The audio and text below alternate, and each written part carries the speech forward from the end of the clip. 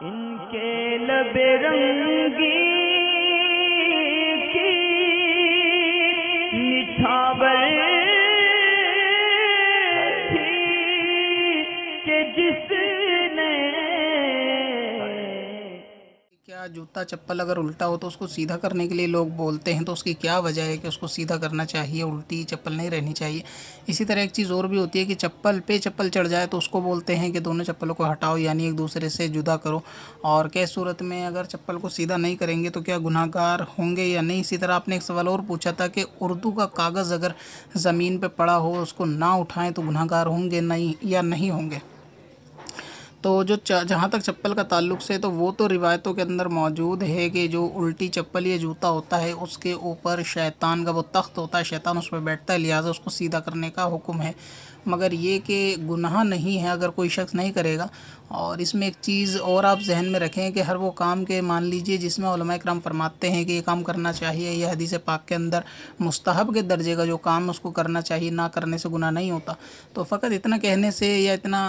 پوچھ لینے سے کہ گناہ تو نہیں ہوگا، اپنا دامن کو اس طرح جھاڑنا نہیں چاہیے، بلکہ الحمدللہ ہم سنی حضرات ہیں اور ہر مستحب پہ عمل کرنا یہ ہمیں زیبا دیتا ہے، اور ہر مکروہات سے بچنا اور یہ بھی ہمارے لیے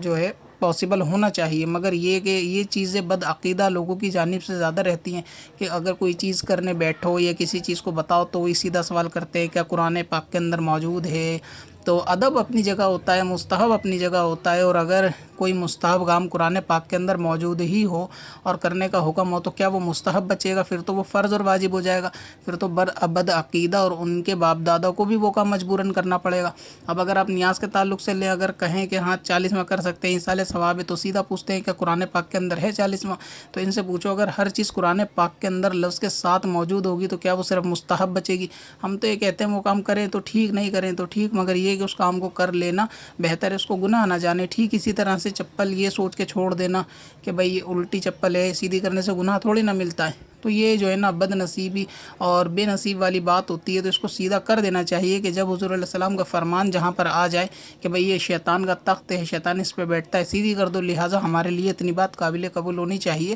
کہ ہم اس کو فوراً سیدھا کر دیں، اور اس طریقے کے ہیلے بہانے نہیں بنانے چاہیے کہ گناہ نہیں ہے لہٰذا نہ کریں۔ کہ جیسے پوچھتے ہیں جی مزارات پہ اولیاء پہ اگر نہیں جائیں گے تو کیا گناہ ہوتا ہے؟ کیا قرآن میں لکھا ہے جانا؟ تو بھائی اگر قرآن میں لکھا ہوتا تو جانا تو فرض ہو جاتا، پھر قرآن میں نہیں لکھا اسی لیے تو ہم کہتے ہیں مستحب ہے، کہ اس کی جو اقوال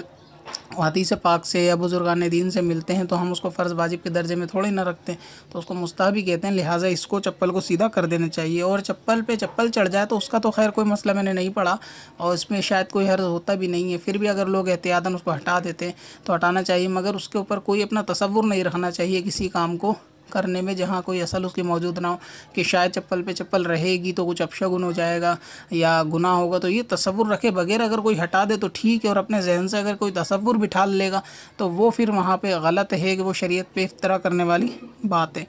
اردو کا کاغذ اگر سڑک کے اوپر زمین کے اوپر پڑا ہوا مل جائے تو اس کو نہ اٹھائیں گے تو گناہ گار ہوں گے یا نہیں ہوں گے؟ تو اس صورت میں فقط اردو ہی کا کاغذ ہے تو گناہ گار تو نہیں ہوں گے، مگر یہ کہ اردو میں کیا لکھا ہے وہ ایک الگ بات ہے۔ کیا پتہ اردو کے اخبار میں کوئی حضور علیہ السلام کا نام ہی ہو یا غوث پاک کا نام ہو، کسی بزرگ کا نام ہو۔ البتہ کاغذ کے حوالے سے میں ایک چیز اور عرض کروں کہ جو کاغذ ہوتے ہیں، جو تحریری کاغذ ہوتے ہیں، وہ خواہ کسی بھی زبان میں ہوں، اردو کا ان سے کوئی خاص تعلق نہیں، ہندی، انگریزی، چائنیز، پنجابی، مراٹھی، جس اخبار میں ہو، ادب ان کا یہی ہے کہ ان کو ہٹانا چاہیے۔ اب مگر یہ کہ سڑک کے اوپر تو بہت سارے کاغذ بکھرے ہوتے ہیں، ان پہ تحریریں بھی ہوتی ہیں، تو چلنے میں اتنی احتیاط کرنی چاہیے کہ کسی بھی کاغذ کے اوپر قدم وغیرہ نہیں پڑنا چاہیے۔ اور یہ خاص کاغذ ہی کا معاملہ نہیں ہے، بلکہ ہر وہ چیز کہ جس پہ تحریر لکھی ہوئی ہو، علماء اکرام نے اس پہ پیر رکھنے سے منع فرمایا، چاہے وہ کسی بھی زبان میں ہو۔ اب آپ سڑک کے اوپر چلتے ہوئے تو کم سے کم احتیاط کر ہی سکتے ہیں کہ اگر کاغذ اردو کا نہیں، اگر ہندی کا ہے تو اس کے اوپر بھی پیر نہیں رکھنا چاہیے، کہ الفاظ جو بھی ہوں کسی بھی زبان میں ہوں اس کو قدم کے نیچے نہ لائیں تو بہتر ہے۔ تو سڑک پہ احتیاط سے چلیں گے انشاءاللہ تعالی اس کا ثواب بھی آپ پائیں گے۔ اور مزید اس کے اندر یہ کہ لکھا ہوا جو کاغذ ہوتا ہے اخبار، اس کے اندر تو بہت سارے سامان وغیرہ بھی آتے ہیں، تو اس سے بھی پرہیز کرنا چاہیے۔ خصوصاً روٹی اگر ہوٹل سے خریدی جائے تو وہ کاغذ یا اخبار میں لپیٹ کے دیتے ہیں، تو لوگ اسی طرح اس کو روٹی کو کاغذ میں لا کر رکھ لیتے ہیں اپنے جو روٹی کا باکس ہوتا ہے اس کے اندر، یعنی کاغذ نیچے رہتا ہے. تو اس کے لیے بھی احتیاط کرنی چاہیے کہ ادب اس چیز کا بھی ہے کہ وہ تحریر کا کاغذ فوراً نکال دیں، اس کے اوپر روٹی نہ رکھیں یا اس کے اوپر کوئی چیز نہ رکھیں، اس کو ہٹا دیں اور روٹی کپڑے اور رومال جو بھی اس کا دسترخوان ہے اس کے اندر رکھیں. مگر یہ کہ ہر لفظ کی آپ تعظیم کریں، ہر لفظ چاہیں وہ کسی بھی زبان کا ہو اس کی جو ہے نا تعظیم کی جائے گی، اس کے اوپر قدم رکھنے، اس کی بے ادبی کرنے سے بچا جائے گا. پتھر میں حسن لالے پرنوار